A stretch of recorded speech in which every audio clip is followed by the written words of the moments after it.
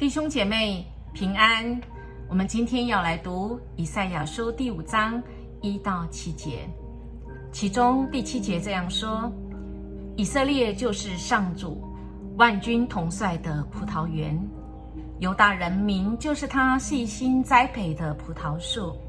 他盼望他们实行正义，但杀人流血的事有目共睹。他盼望他们行为正直，但喊冤叫屈之声到处可闻。我们看到以赛亚，他以敬拜的方式来歌颂。一开始就来说到葡萄园的比喻。葡萄园平常在圣经中可以来比喻成以色列，也就是神对以色列的计划是要来栽培，像栽培葡萄园一样哦。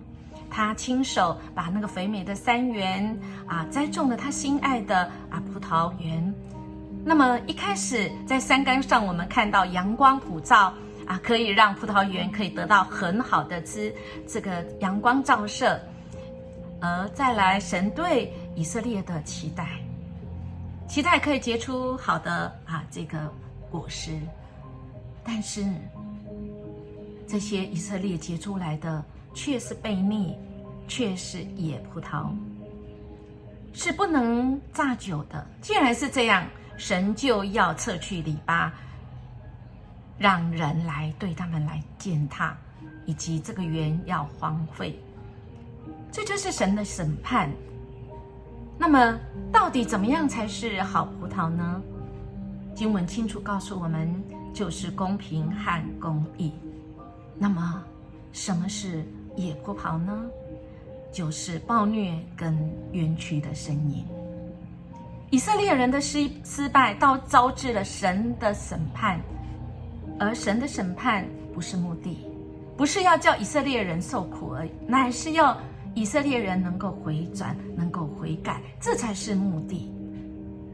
亲爱的弟兄姐妹，在我们的生命中，我们是不是像这些以色列人一样？其实这个时候的以色列人，我们从第1章可以看出来，他们是一个在宗教上非常认真敬拜，他们以敬拜神为热心，但是他们一边的用嘴巴身体来敬拜神，但是却用他们的行为来悖逆神。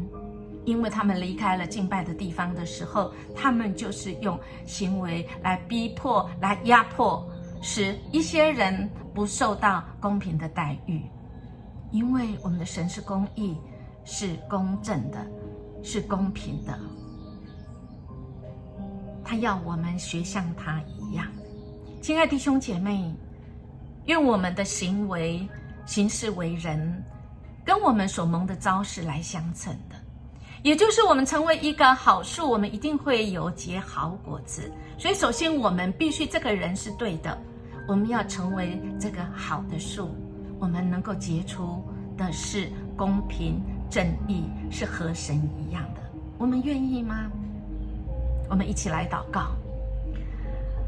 在我们生命中耕耘的上主，我愿意结出好果子，不仅是我的个人灵命更新，我要更多关注周遭受到不公义对待的族群跟人民，跟我身边的家人。